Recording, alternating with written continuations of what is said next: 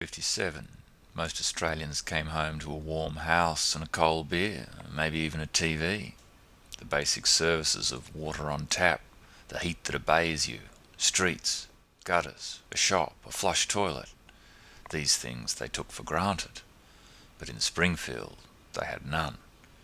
Ted Christie lived in Springfield, and he started this scrapbook to tell the story of Springfield's long struggle to achieve what most other Australians took for granted. In this interview, Ted tells the story behind the story of his scrapbook. When you look at it, it was a mud heap. They're talking about it. Horrible, don't you? It made the area, you know. Yeah. It was terrible. That isn't a road, dear. That's how it was. That is the truth.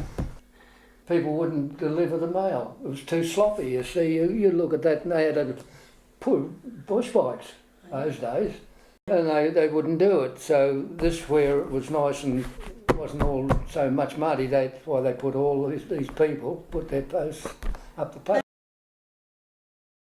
6th Avenue and Viewpoint Road here, they had a bit of gravel on it. And when I used to go out, I had a car, and I'd go down that way, and 4th Avenue, that was nothing there, and slide down and then come up 6th Avenue and slide down into here. But I don't know how Marge ever pushed that pram, you know, from down the bottom. No. She didn't have a car those days. You know, they wouldn't come up here. No. So if your house was burning, she burnt. And as simple as that.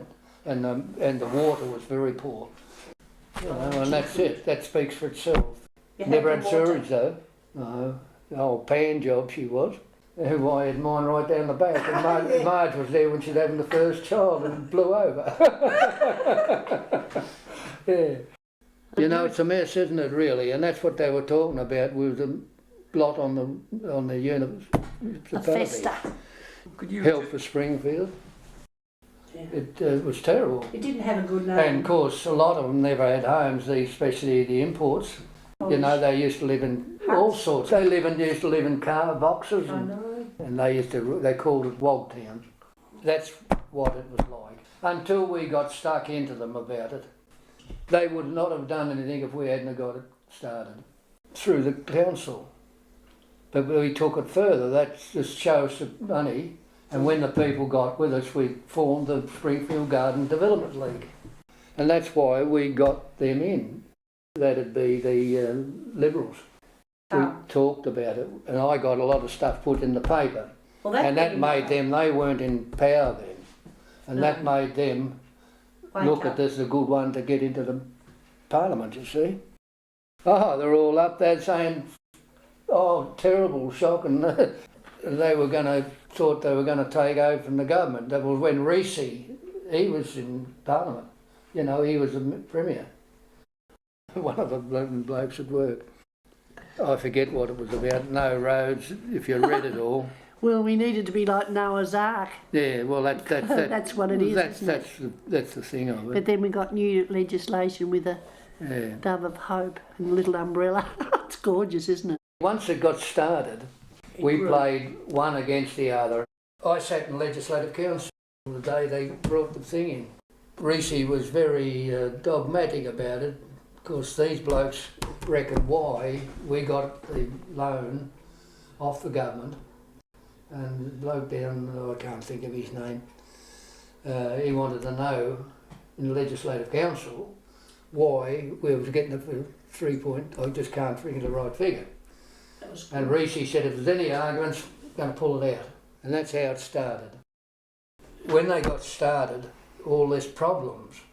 Now if you had a place on the corner, which had more land, we had to pay the same, everybody paid the same, it didn't matter what you had.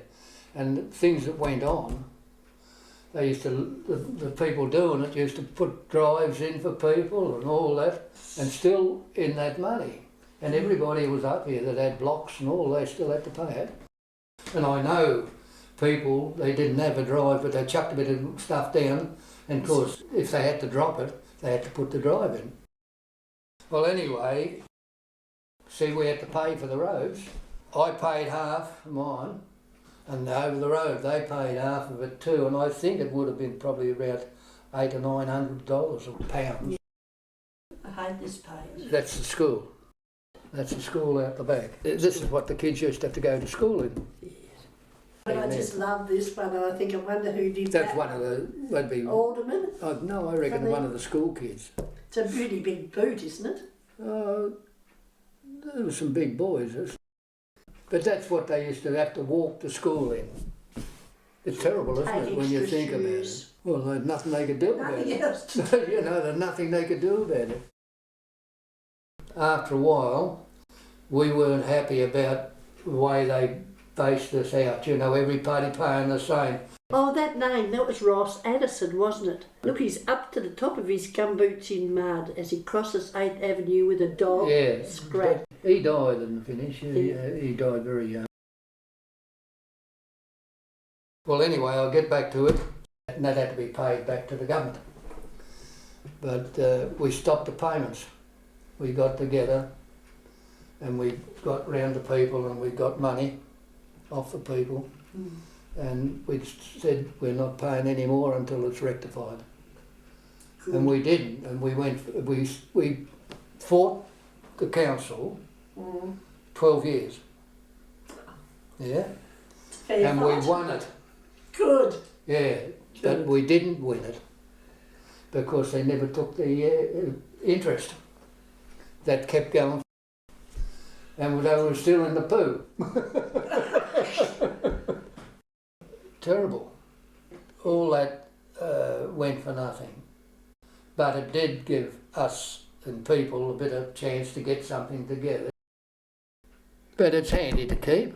Now, in 1958. There wouldn't be any more of these around. That tells you, you know, the average people couldn't believe it, that it was like that. I suppose it's put up with it.